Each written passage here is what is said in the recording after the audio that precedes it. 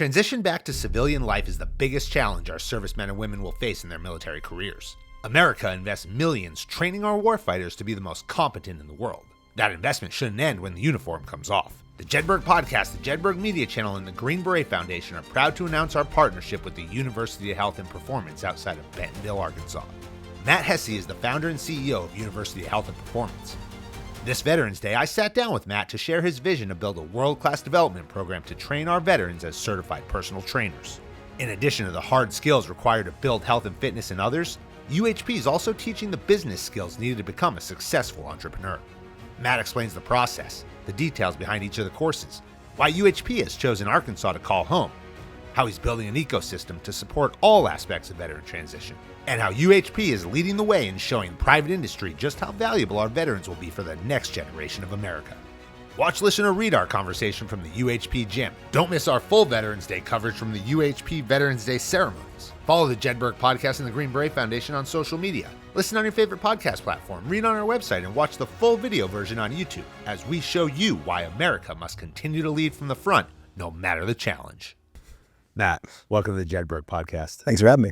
Thanks for hosting us here at the University of Health and Performance. You and I have been, it's been 2 years plus since we first met. Board member for Green Beret Foundation, Walt Cooper, introduced us back at the first Sandlot Jacks. And since then, we have been trying to find the way. How are we going to come together? How are we going to partner? You're a visionary when it comes to partnership, and we're going to talk a bit about that. But I think before we get into it, we got to say that this is the kickoff of the partnership between the Green Beret Foundation, the Jedburgh Media Channel, the Jedburgh Podcast, and the University of Health and Performance. Right on, man. It's awesome. Glad to be doing it, finally. We're here in the gym. Yeah. I mean, I'd like to say that we're kind of in the middle of nowhere in Arkansas, but I can say that only because, as I told the governor yesterday, I'm from Boston. And I live outside of New York now. And so coming out here in rural Arkansas, northwest Arkansas, outside of Bentonville, what an amazing place. Yeah, I think it's a hidden gem that not everybody knows about. And part of our goal is to help veterans understand how awesome Arkansas is, because it's pretty sweet setup. So we're on a 500-acre farm. Yep. You had a vision 5 years ago that you wanted to create something that isn't being done when we talk about service to veterans, and primarily working with transitioning veterans who have to find that purpose, that next phase of their life. We spent a lot of time yesterday, Veterans Day, talking about service. What does it mean to serve? Well, service continues for veterans when they take that uniform off, and it's a defining moment for, I won't say so many of us, I'll say every one of us. Yep. And the longer you serve, the harder it is. Who are you? What do you want to be when you grow up, as we say? And you had a vision to provide something that doesn't exist. Yeah. I think you could probably liken it back to when you're sitting in a guidance counselor's office in high school and you're like, what are you going to do with your life? And you're like, I don't know. And maybe you're like, I'm going to go to the military because I don't know. And you're kind of back in that same situation because it's such a big, profound, question. What is the purpose of my life? And when you've had the ability to serve and the purpose that it gave you, and there's nothing greater than serving democracy. It really truly is. Veterans created this country, and to go from protecting that with your team and the camaraderie and the tribe and the structure and all the things, to it this being gone one day. And I know many people who have gone through the transition can relate to that. It's debilitating, and we built this place to help veterans identify and find a new purpose so that service doesn't have to be over in their life. This was a field in a lot of ways out here. Field of dreams. And if you build it, they will come. And they're coming. I mean, That's true. We sit here now, we're talking about the programs, but we got 2 classes going on right behind us. Yep. And so the focus has been in this health and performance space. Why is health and performance the inject point for you in the University of Health and Performance into the veteran community? Well, you can certainly say that health and performance is important from a literal perspective. And people might take it as, they do health and wellness training. And we do that.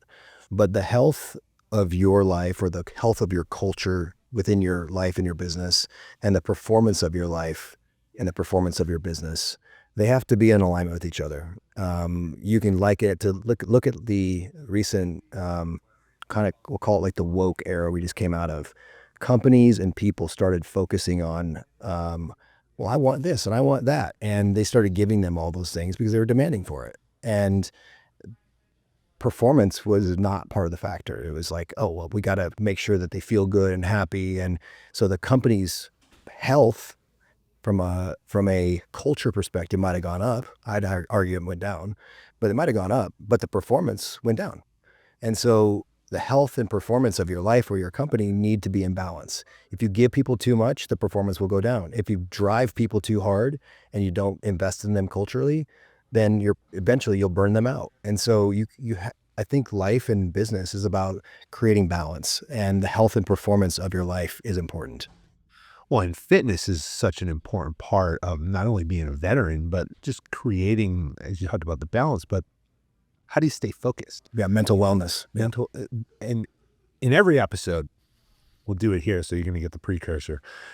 I finished the episode where I ask my guest, what are the 3 things that they do every day to be successful?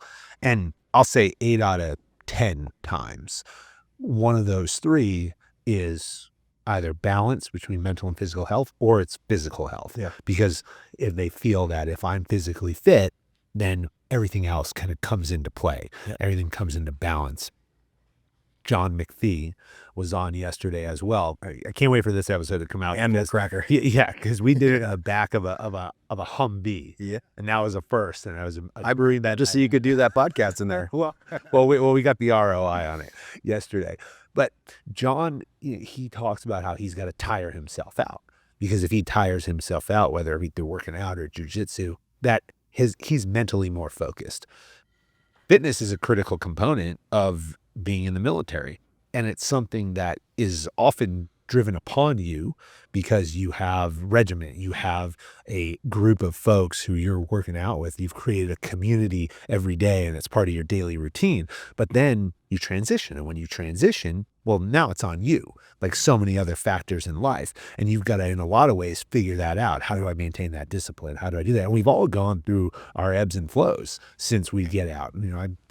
I got out, and you stay in shape for a while, and then you wake up one day and you're like, man, I didn't get fat in a day, but I'm fat, and I don't feel good about myself. And then all of a sudden, you flip it back on, you turn it on. 6 months later, you feel great. And then, 6 months after that, you're like, damn, I'm fat again. I don't feel good. Turn it back. I don't like you need to come to UHP. I do need to come to UHP. And so you got to start thinking about, okay, well, what's the new thought process? Okay, what's my new life look like? And how am I going to build this routine around that? You guys do the classes that you have. I want to ask you about kind of the programs here. We got 2 classes going on right here, 2 different classes, and you're providing an opportunity for folks to come in. And what are they focused on? So the program is broken into 4 pieces. Currently, we have a licensed health coaching platform, so you can come here and become a health coach, or you can come here and become a personal trainer. And both those programs are 17 days long.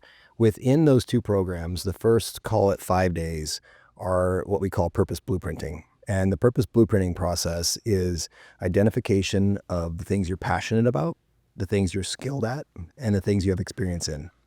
Once you have an orientation of those things, then that should help you, or help our coaches help you find your path into what is my purpose, what's my why, what am I going to do in my future. And when you have that, you can take the 4 pieces of the blueprint: how to think intellectually, how to train physically, how to feel emotionally, and how to lead from a values perspective to build a strategy to get after whatever that purpose is. It's a pretty simplified system that really takes a complex question and breaks it down into pieces and helps you get to the answer pretty quick. How do you go about developing that program? It's kind of I'd say my life is a petri dish for what this program is. I was a kid that came from a background of trauma. I went in the military and found what I now say with hindsight, I didn't understand it then, found incredible discipline, and it was such an important part of my journey. It wasn't a long part of my journey. I was only in for 6 years. Which is a good amount of time. Well, but the majority of that was in the reserves. So my mom got in a car accident. Counts too. Thank you. I was probably the worst soldier to ever go into the military. I didn't like listening to stupid orders. I should have been in special operations with all you knuckleheads, because you get to at least you get to at least pretend to do the smart shit. Nothing, no offense to anybody out there that's in the conventional enlisted force, but I had a really tough time taking orders from people that when I was like, why don't we do it like this? And they're like, because I told you to do it this way. I'm like, well, that's fucking stupid. I'm not doing that. And so I got busted rank twice while I was in the military. Just truly, I was probably the worst soldier ever.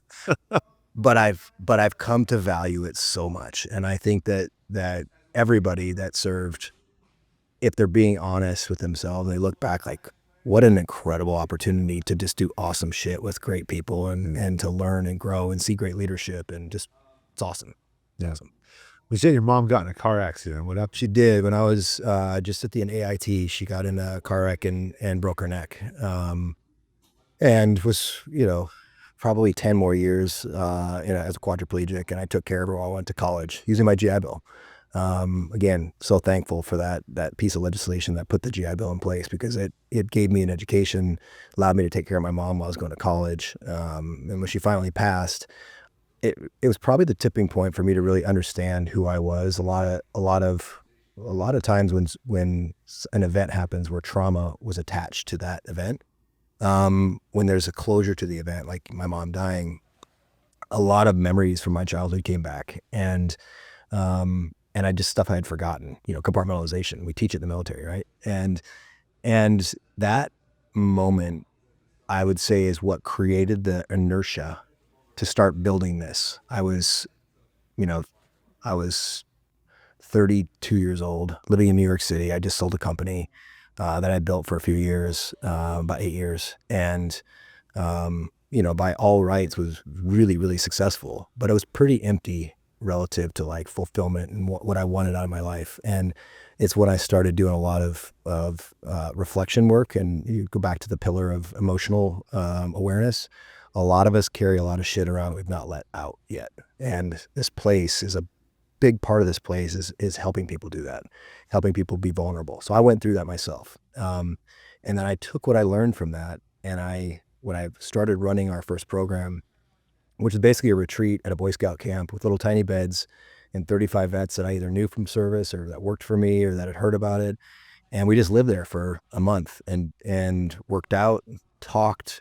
There wasn't a certification in that first class, but pretty quickly I saw that this holistic, theoretical and practical application of emotional work and intellectual education, all those things started to like gel. And it was, I don't call it divine intervention, but something happened in that first. And I was like, this is a solve, or at least a beginnings to something that I think could be really special. So trauma released something for me that set this in motion. And you went home and you asked your wife and your family to move to Northwest Arkansas from New York City. I'm going to fly back there tonight. And there's a stark difference between the two. But it wasn't easy to build this place. No. My wife is Australian, and her dream as a child is to live in New York City. And she was a very successful PR executive when I met her. And she didn't agree immediately. There might have been some psyopsing going on, just some sort of maneuvers to get her to see the perspective of cities, Arkansas. There are trade-offs for sure. And there's things here that she would say it's a much better place to raise kids. We have 2 kids for us, 5 and 7.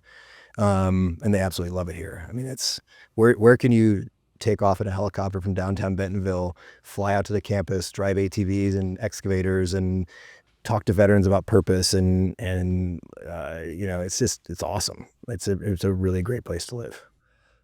Talk about the process of building this place, because we were here yesterday and we got to go around. We're going to go on a quick tour after this and have you talk about some of the various locations that are being built. But it is a bit remote, but everything that's out here is top-notch design, construction.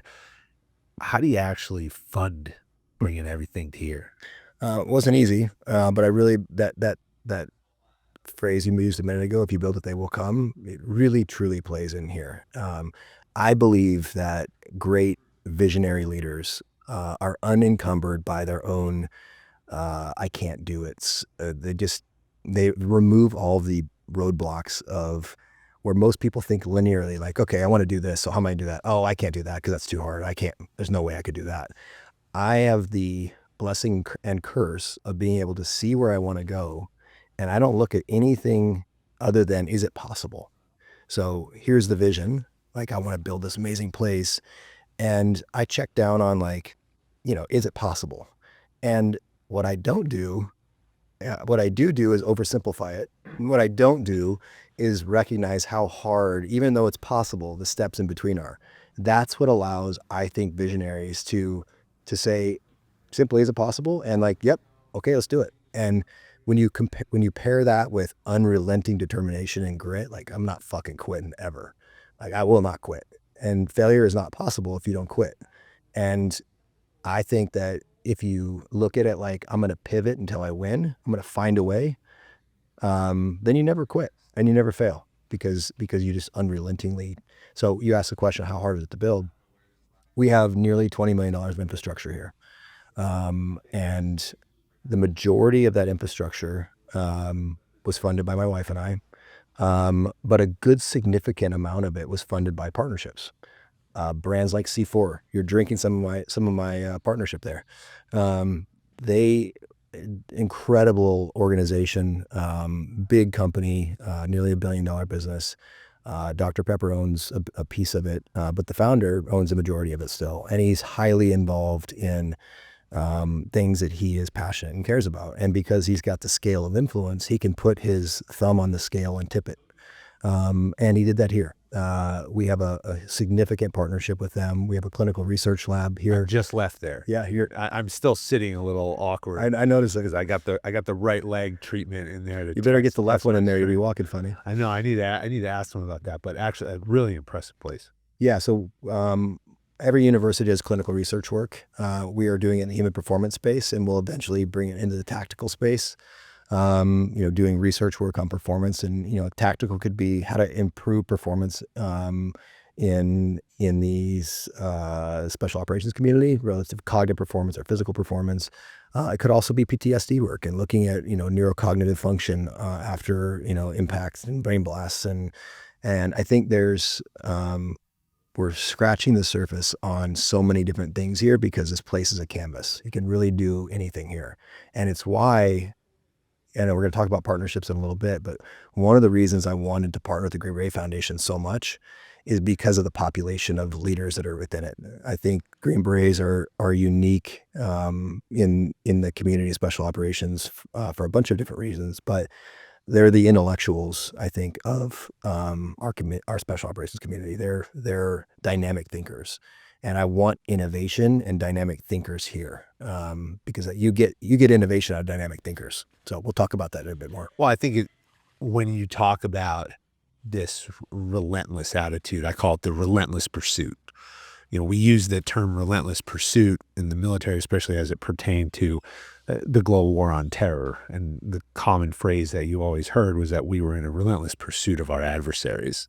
All over the world, wherever they were, eventually we were going to get them. And I think when we look at leadership lessons that we take out of the military, that one's always stuck with me. And I think very much like you do, that there's a solution. I tell my team in FR6, that my day job outside of this is that we don't do everything, but we can do anything. Yeah. Give us 48 hours. We'll come back to you with a solution. And it might be way out there, but if we think like that, then you can really build massive opportunities if you're creative and if you go and find experts, because the staff here, as you talked a lot about yesterday, is pretty impressive. Yeah, they're world class in any right. We have, and I think that the place, like as I said last night, this place is so much bigger than I am. The inertia, the momentum that started to build here. Those leaders aren't here because of me. They're here because of the way this place feels, the energy that it's producing and the outcomes that it's producing. I get to be the steward of it, and I'm absolutely, like, every day just so appreciative that I am in the position I am. It's a heavy position at times, but I truly believe that this thing's so much bigger than one person that it is for everyone, and everybody that comes here, I when I say it's yours too, I truly mean it. I want everybody to feel that way. Yeah. Outside of the human performance piece and the vision that you have of building these programs in human performance and personal training and the health coach aspect, you're also looking at vocational schools and entrepreneurism, because one of the goals of these programs is to get veterans out there to build a business. Yeah. Back to the Green Beret Foundation specifically, you've got a large amount of transitioning leaders who have the ability and the relentless pursuit for success in their DNA. And anybody can be an entrepreneur. I truly believe that if you have that inside of you. The reason businesses fail predominantly is people quit. It's not because there's not a solution, not a path. It's that maybe it's linear thinking, like, okay, well, I can't do that, so I can't do it. Well, what if you do it like this? Like, oh, yeah, all right. But I think a lot of people fail because they get to that point and they're just like, oh, I'm done. I can't do this. And I've seen awesome businesses succeed with shitty leaders far less than I've seen awesome shitty ideas with great leaders succeed. Mhm. And I think that's why partnering with organizations that have those type of leaders coming out is important, because if you could give those leaders the resources from an education and capital perspective to go into their communities, they will start solving big challenges in our community, and the blast radius of this place will get much bigger. Group of Green Berets who are getting out and then giving them some of the hard skills they need to be successful in the next phase of their life, and incorporation of bringing them out here for a week is only going to make that program better. Yep. Yeah. And as we roll out a product called Patriot Pathway, which is what they're going to go through, that will be the entry point for anybody that is getting out of the military and is not sure what they're going to do. So that's the 5 days. That's the first 5 days of any of our programs. So if you're like, I definitely don't want to be a coach, I don't see any value in being a coach, which I think is probably short-sighted, but let's just say that somebody said that. I'd agree. I just want to get the transition. You could come to Patriot Pathway. It doesn't cost anything. It's free. And we'll roll that out sometime in the second quarter of 2025 after the Green Beret Foundation pilot. And, that program will be the kind of gatekeeper to who could be an entrepreneur. Because somebody getting out of the military, my personal huge goal right now is to catch up. One of my personal goals is to give veterans the opportunity to get out and catch up with their peers as fast as possible they went to high school with. Because the reality is, let's say you serve as a Green Beret for 10 years and you're getting out and you're starting your career. I don't care what the military tells you. You're starting backwards from everybody else. Now, you might have some extreme experience as a leader in military, command and structure and whatever, and that is transferable for sure. I fully believe that military veterans offer companies awesome leadership skills. But the reality is your network is small comparative to the other people that have been out for 10 years, were in the workforce. Your experience in those specific jobs is far less. And there is going to be a steep learning curve in addition to the transition itself. And what I'm most excited about is building entrepreneurship school here, where veterans who are getting out of the military could identify, like, hey, I want to study human performance. I want to open my own gym, and I want to use that gym as a catalyst in my community to create health and wellness for veterans and everybody else. I want that person to be able to get out of the military, go through 3 or 4 modules of education, and graduate our entrepreneurship school, and then get $100,000 of funding to open that business so they have no debt. And then they will pay back a royalty to the foundation, so that as we put more and more of those people out in the world opening these facilities, the inertia that started here in this simple concept of transition will just get bigger and bigger and bigger. And now what you've done is created a self-endowing system that built by veterans that can solve veteran challenges. And I think if we can get this built in the next 5 years, we can actually see a reduction in the thing we all hear a lot about, which is veteran suicide, which is absolutely terrible. But the veteran suicide, in my opinion, is caused more by a loss of purpose and meaning and transition in identity of who you think you are when you get out of the military than it is from PTSD or brain injuries or any of the things that we are treating as symptoms. I think the symptom is loss of the love of life and the purpose of your life. There's a couple of areas here where I want to go into a little deeper. You talk about the gap when you get out. Yeah. The gap's real. I mean, when I got out of the Army, I went to NYU.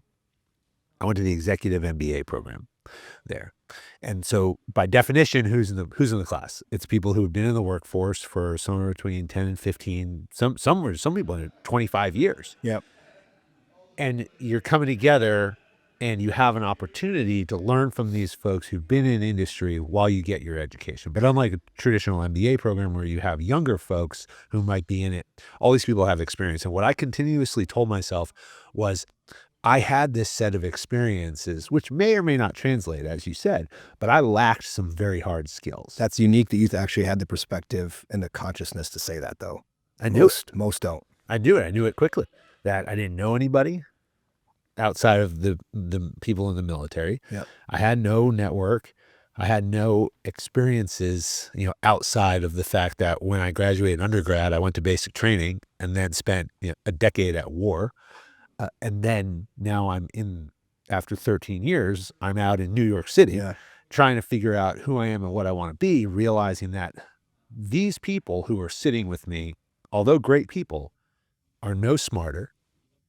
They're no less experienced. They have different experiences, but they know how to operate. That's right. In the real world. Yep. And I don't. Yep. And what I constantly told myself, because I would look at it, we had investment bankers who were like throwing cash around, and I'm like on the GI Bill, like, can I pay rent this month? And they're going to the club throwing down credit cards, right? And it's like, man. And I start realizing, like, okay, well, they got 15 years on me. Yep. That's it. They got 15 years on me. So what's my goal? My goal was, can I get there in 10? If it took them 15 to get here, I had to accept that I don't get to be on parity after 13 years of the Army. But can I get there in 10? That's such incredible clarity and perspective, and it's uncommon. And I wasn't in long enough to be indoctrinated the way that you were. Indoctrinated me, like how you felt. Yeah. I never felt that way. When I started building this, I was at the height of my rank at E4. For the second or third. I did 6 years, and at the height of my rank, I was at E4. That tells you something. I was the E4 Mafia Queen, and so I started building this. I was like, I got to get generals here. I got to because I was like, they're the smartest people in the world, and in certain areas they are, but in the same way that you recognize that you weren't knowledgeable and had experience in the right areas, I think often most special operations guys and general officers that get to that, whatever, 2-3 star level, whatever, and colonels, honestly, all of them, their egos are so wrapped up in their rank and what they accomplished within the military, they can't see that perspective. And by the way, most of them have MBAs. They got either an MBA while they were in service, or they got it right after. And so now you've got a highly educated, I'll say large ego, not because it's a bad thing, but because, listen, you were successful in the service, and it's something to be proud of.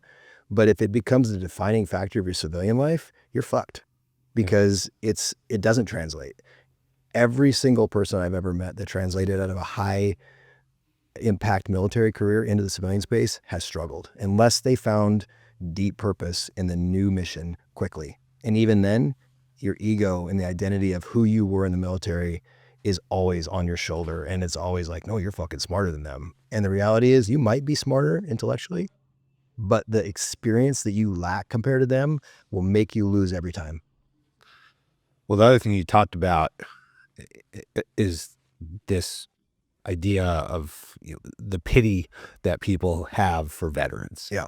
And this perspective that, well, they're veterans, so they're obviously crazy and they're broken and they can't do anything. And that was another thing that I consciously told myself too, was as I looked around that classroom, and I'm glad, doing that program it did exactly what I needed it to do. And that was to jumpstart me into the civilian world and give me the exposure where I could look around and say, okay, well, this is my peer group, in the world. And, I'm just as smart. I'm more physically fit despite, a stroke in my eye and 2 back injuries. But there's nothing to feel bad about here. Yeah. And there's no reason for me to have an issue and have any limitations to what I can and can't do. And I think that the sooner you tell that to yourself as a veteran, and even if it takes other people showing and telling you that, that's got to be done. 100%. Yeah.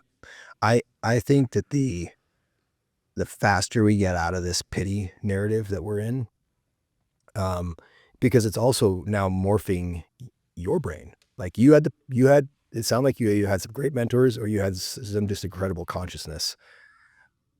Unfortunately, free thinkers are probably more likely in the special operations community than in the conventional force. But let's say free thinkers who are doing an assessment of themselves. If all the rhetoric out there is, and the 45,000 nonprofits in the veteran space are like, you're fucked, you're broken, you're, and it's not, they're all well-intended. They're all raising money, I think, mostly for well-intended purposes, but they are causing so many problems. They're using broken veterans, which are a small percent of the population, as spokespeople for all the rest of us. And the reality is most veterans are highly competent, highly skilled, great leaders who just want to do awesome, purposeful work. That's the truth. But this society would have you believe that they're all broken, have PTSD, have incredible combat trauma, and need our pity and need our dollars. And, oh my God, you're so messed up. And it makes sense psychologically. You look at how they might raise money for puppies that are in adoption puppies and kennels, and they play a sad song and the puppy's shaking in the cage, and people are like, oh fuck, here's my money, I'll give it to you. And the same thing for veterans. But unfortunately, I think they're doing more damage than they're doing good, because they're raising money. Our own people, mostly run by veterans, by the way, are going to companies like Jockey, and they're putting missing limbed veterans on their ads.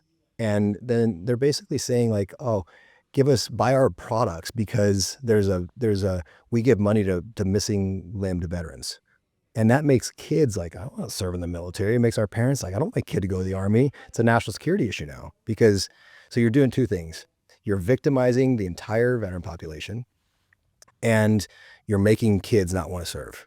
And I think it's a huge problem. And so back to partnership strategy, we at UHP won't give money to any nonprofit in the veteran space that uses pity to raise money, ever.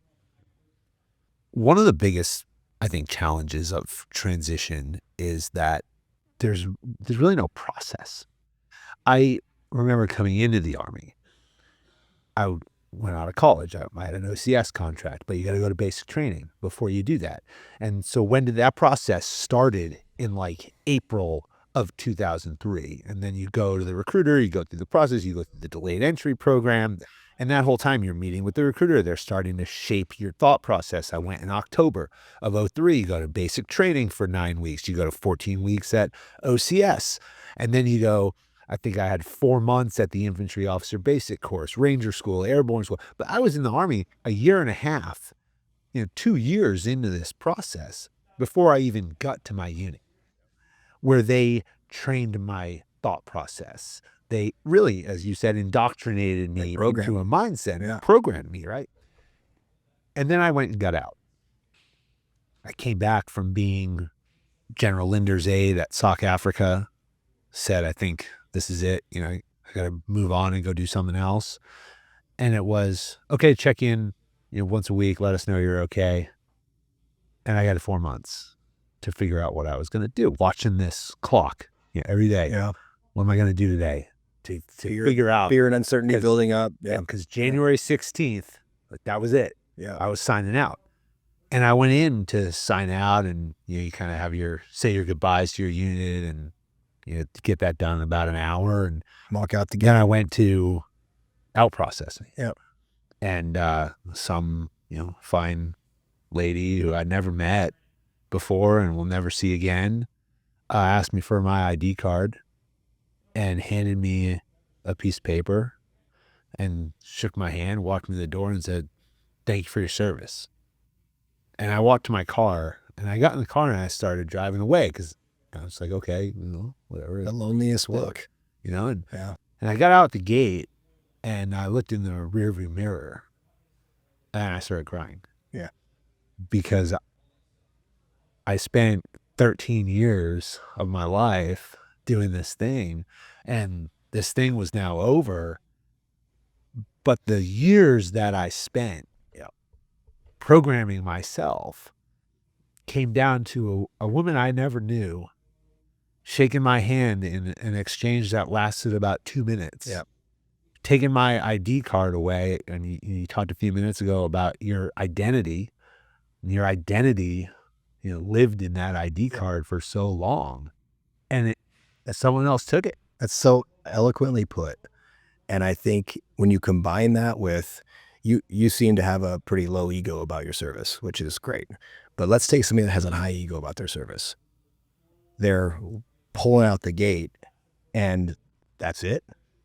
I gave you all this, and I'm this. They need to have that because it's who they are. And the combination of that person saying, "Hey, thanks, see ya." A lot of people leave and start to resent.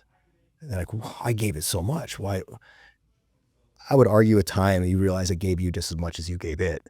But I think resentment can often build. And it's, it's sad. But at the same time, the DOD's responsibility is to build a lethal fighting force. Period. End of story.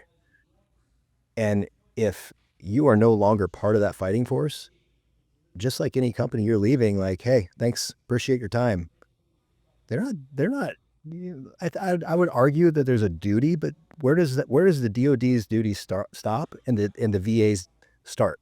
And that's that gap that we, I think, as veterans who have all felt the gap, need to fill, because I don't think that there's ever going to be. I mean, maybe a de-indoctrination program happens. Eisenhower talked about it at one point, never got built. And I would argue that's what this place is.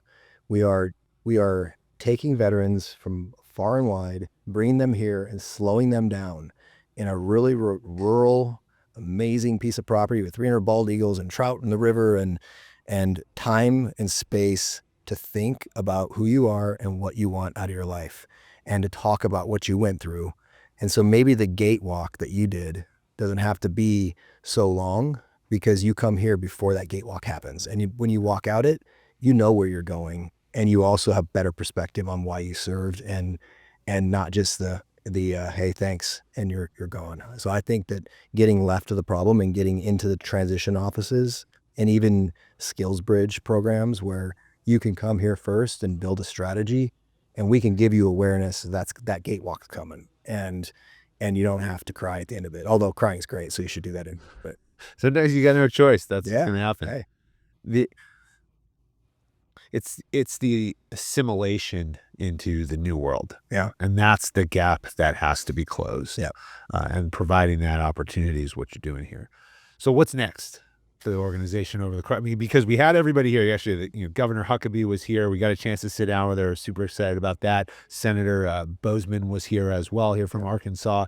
And everybody who came had the same thing to say. I was here last year, and a lot of this was dirt field. It's changed so much. Can't wait till next year. So what's now the focus? Because we're going to be back in a couple of months when next Ridgeline comes, and so I need to know what I'm looking forward to.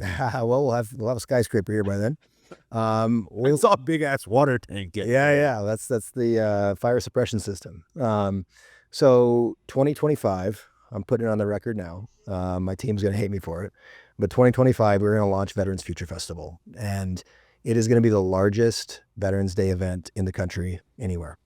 As you mentioned, Governor Huckabee Sanders, amazing leader. Most people know her as Trump's press secretary, but anybody that spends any time with her. Did you get to talk to her yesterday? We did. Yeah, she's amazing. She is, I really think, a great leader with great perspective, loves veterans very much. She gave a really beautiful speech last night, and is, as you heard, committed to this place not because of me, but because of the work that we're doing here. And next year, when we launch Veterans Future Festival, with the goal of becoming the biggest Veterans Day anywhere in the country, not just to have a big Veterans Day, but to have a big Veterans Day of influence and bringing leaders here to have the kind of conversation we're having about transition, about entrepreneurship, about fitness, and inviting brands to be a part of that, companies to be a part of that.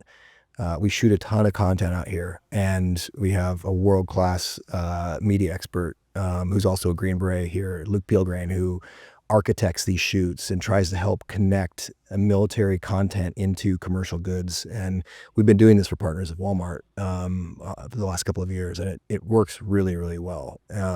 We want those brands to make that day here their kind of pinnacle day on campus together. So Veterans Future Festival will have 7,000 to 10,000 Spartan racers racing on our obstacle courses. We're going to replicate Nasty Nick, Green Beret course, obstacle course here this year in partnership with the Green Beret Foundation. And then we're going to hold a race on Veterans Future Festival where we're going to bring former operators, current operators, ultra athletes to compete and to try to create some sort of big competition. And then hopefully each year after, replicating a different obstacle course across special operations until we have them all, and then having one of the hardest races in the world, maybe 4 or 5 years from now. So, small goal. That's one of the goals. There's a bunch of other stuff being built. As I said in the beginning, my personal mission now is to get the funding vehicle built so that veterans who want to become entrepreneurs could come here and start businesses with no debt. And I believe that the pay it forward model, where they come here, they get funded, they open a business, the business is successful, and they're paying royalties back into a new kind of VSO. That's doing really important work that the veterans want done, not lobby groups, not, I'm not going to talk about what I think is wrong with the veteran lobby space, but if our dollars as veterans are going into this and we're able to shape the policies we want, I know every one of the veterans I've interacted with would be shaping things very differently than they are now. So, maybe a little bit like Trump's doing in the White House, we're gonna break the system. Yeah. Well, I look forward to being a part of it. Yeah. Awesome, man. Appreciate you having us here on this Veterans Day. Can't wait till next year. Look forward to being back here in a couple of months and kicking off the relationship with Green Beret Foundation and really making an impact. Yeah. And I'm really excited to continue to invest and donate to you guys. I know I don't know if you've talked about it yet, but we are committing to a $100,000 grant now. And we're just going to keep growing that and making sure that there is funding for Green Berets to pursue whatever they want to pursue when they get out, because they're worth it. We hire almost exclusively Green Berets in my company in FR6, and we're going to continue that trend. Very good. Can't wait. Love it. Thanks. Thank you.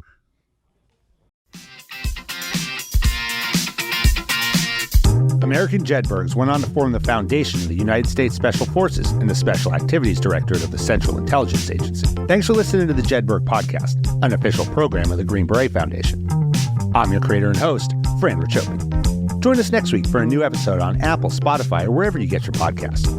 Check us out on YouTube for full episodes, highlights, and other long and short form content. If you like what you heard, give us a like and leave a review. Follow the Jedburgh Podcast and the Green Beret Foundation on LinkedIn, Instagram, Facebook, X, or Threads. Send your comments and inquiries to fran@jedburghpodcast.com. As former members of Special Operations Forces, the Jedburgh Media Channel and the Green Beret Foundation remain committed to supporting all generations of U.S. Army Special Forces and their families. Thanks for joining us on this episode. How you prepare today determines success tomorrow.